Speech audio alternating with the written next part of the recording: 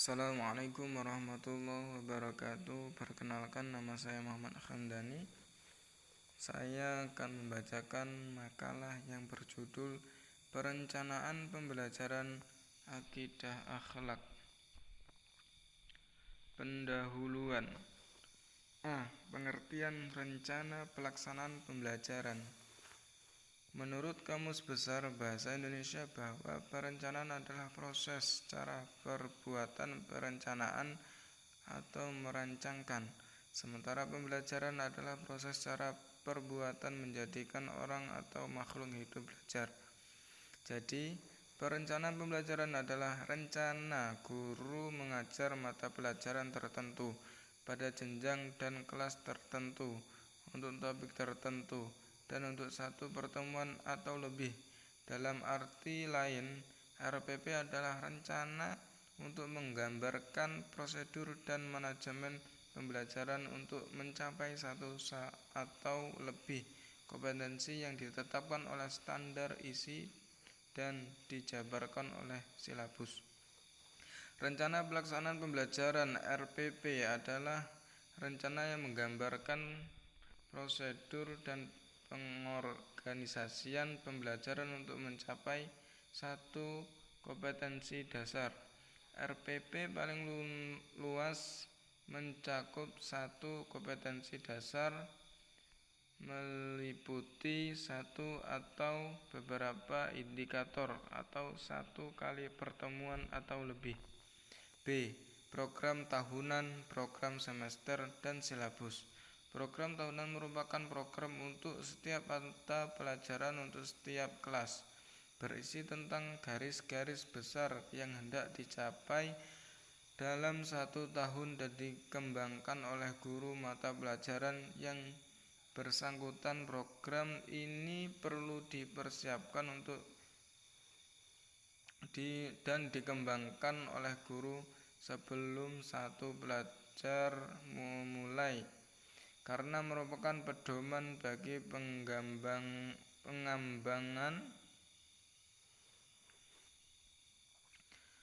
pengembangan program-program berikutnya, yakni program semester, mingguan, dan harian, serta pembuatan silabus dan sistem penilaian.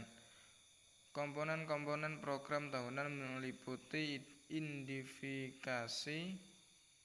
identifikasi atau satuan pendidikan mata pelajaran, tahun pelajaran, standar kompetensi dasar, alokasi waktu dan keterangan. Istilah silabus dapat didefinisikan sebagai garis besar, ringkasan, ikhtisar, atau pokok-pokok isi atau materi pelajaran. Silabus merupakan perangkat rencana serta pengaturan pelaksanaan pembelajaran dan penilaian yang disusun secara sistematis, memuat komponen-komponen yang saling berkaitan untuk mencapai penguasaan kompetensi dasar. C. Langkah-langkah penyusunan rencana pelaksanaan pembelajaran. Berikut ini langkah-langkah yang dilakukan dalam penyusunan RPP. 1. Identitas. Identitas RPP terdiri dari nama sekolah, mata pelajaran, kelas, semester, dan alokasi waktu, jumlah pertemuan. 2. Standar kompetensi. Standar kompetensi merupakan kualifikasi atau kemampuan minimal peserta didik dalam menguasai pengetahuan, sikap, dan keterampilan yang diharapkan dicapai pada setiap kelas dan atau semester pada suatu mata pelajaran. 3. Kompetensi dasar. Kompetensi dasar adalah sejumlah kemampuan yang harus dikuasai peserta didik dalam mata pelajaran tertentu sebagai rujukan penyusunan indikator kompetensi dalam suatu pelajaran. 4. Indikator. Indikator kompetensi adalah perilaku yang dapat diukur dan diobservasi untuk menunjukkan ketercapaian kompetensi dasar tertentu yang menjadi acuan penilaian mata pelajaran. Indikator pencapaian kompetensi dirumuskan dengan menggunakan kata kerja operasional yang dapat diamati dan diukur, yang mencakup pengetahuan, sikap, dan keterampilan. 5. Tujuan pembelajaran.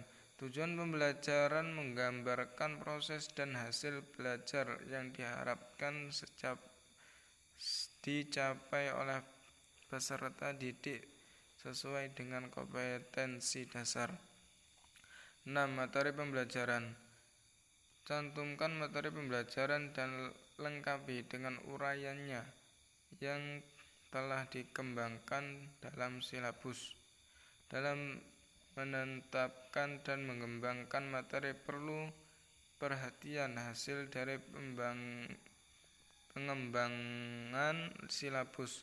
Hal yang perlu dipertimbangkan dalam penyusunan materi adalah kemanfaatan, alokasi waktu, kesesuaian, ketetapan situasi dan kondisi lingkungan masyarakat, kemampuan guru, tingkat perkembangan peserta didik, dan fasilitas. 7. Metode pembelajaran.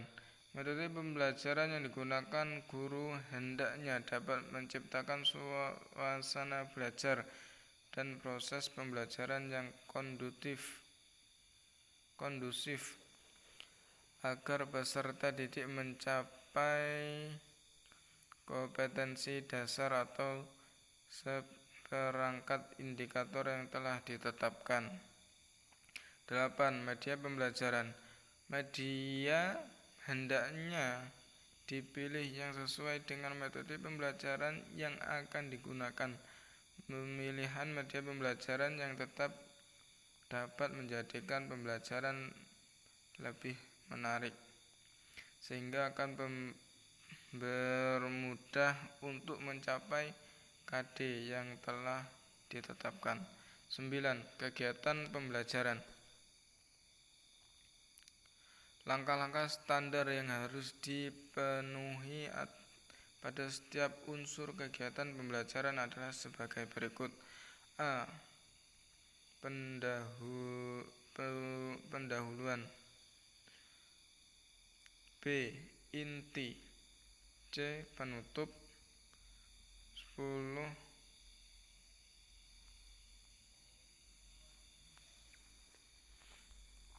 D. Perbedaan kurikulum 2013 dan KTSP 2006. Menurut Peraturan Pemerintah Nomor 9 Tahun 2005 tentang Standar Nasional Pendidikan Bab 1 Pasal 1 Ayat 15, kurikulum tingkat satuan pendidikan atau KTSP adalah kurikulum operasional yang disusun oleh dan dilaksanakan di masing-masing satuan pendidikan. KTSP merupakan penyempurnaan dari kurikulum 2004 atau KBK adalah kurikulum operasional yang disusun dan dilaksanakan oleh masing-masing satuan pendidikan atau sekolah.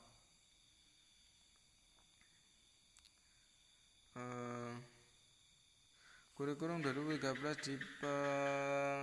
diimplementasikan pada tahun pelajaran 2013-2014 pada sekolah-sekolah tertentu atau terbatas. Kurikulum 2013 diluncurkan secara resmi pada tanggal 15 Juli 2013. Sesuatu yang baru tentu mempunyai perbedaan dengan yang lain. Begitu pula kurikulum 2013 mempunyai perbedaan dengan KTSP. Cukup sekian makalah yang saya bacakan. Lebih dan kurangnya saya mohon maaf. Saya akhiri. Wassalamualaikum warahmatullahi wabarakatuh.